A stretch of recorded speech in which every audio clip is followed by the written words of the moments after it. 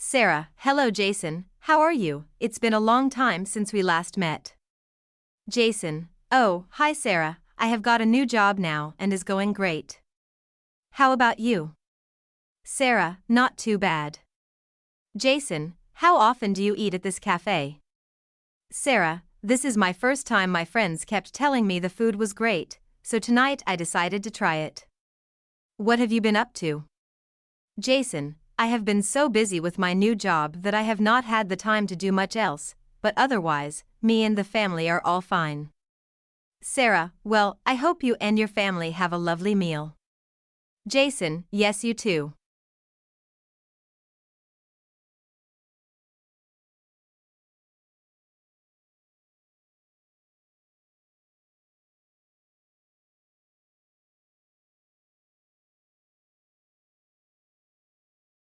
Assessment is a central process in education. If students learned what they were taught, we would never need to assess, we could instead just keep records of what we had taught. But as every teacher knows, many students do not learn what they are taught. Indeed, when we look at their work, it is sometimes hard to believe that they were in the classroom.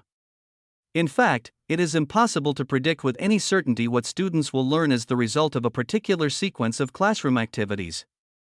And because we cannot teach well without finding out where our students are starting from, we have to assess. Even if all our students started out at the same point, a highly unlikely situation, each of them will have reached different understandings of the material being studied within a very short period of time.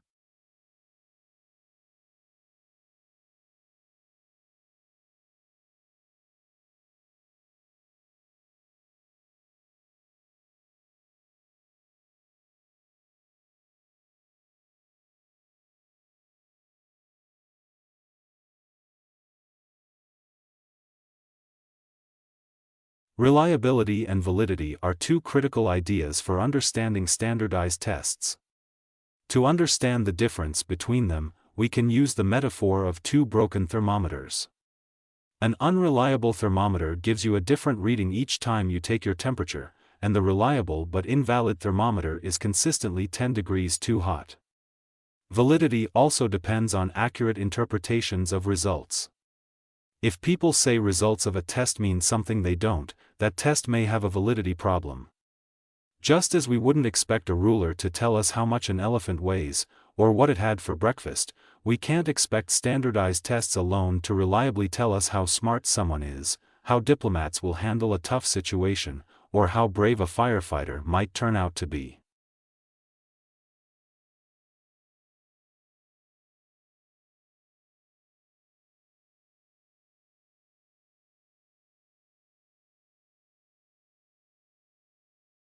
Small changes can add up to big shifts in the environment. We know this from decades of research on addictive substances. I understand we really would all like to believe that we're in charge, that we have complete freedom over what we eat. But how free can we be? Living in a saturated environment, one that continuously surrounds us with food products carefully engineered to get us hooked and keep us coming back for more. Those kids in the Tenderloin, they apparently live in what's called a food desert. They don't even have access to a grocery store, really. What's a grocery store when it's stuffed with junk food, 74% of it loaded with added sugar? All the health experts will tell you, shop around the perimeter of this grocery store, that way you can steer your way around all the junk that's in the middle.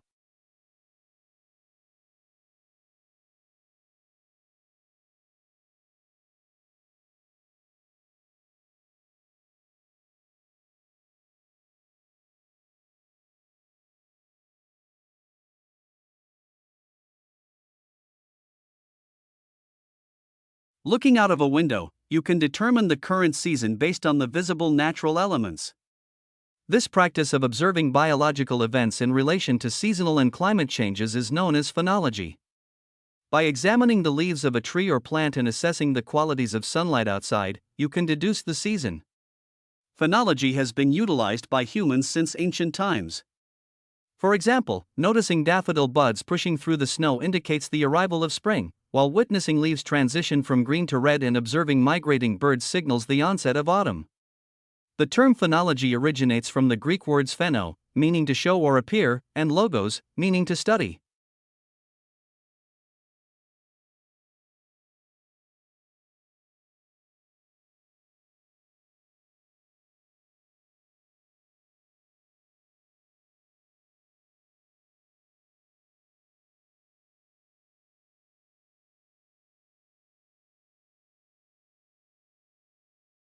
While it is uncommon for adults to contemplate their parents' thoughts, the question of our own value persists, albeit redirected toward modern authorities like media and social media. In this unforgiving arena, individuals plagued by self-doubt seek reassurance and validation, implicitly asking questions like, "Do I deserve to exist?" or "Am I beautiful or respectable enough?" Unfortunately, social media, built upon the tribulations of the individual, rarely provides a reliable affirmative answer. These self-doubters find themselves trapped in an endless cycle of seeking reassurance whenever their spirits plummet, turning to their phones for permission to continue.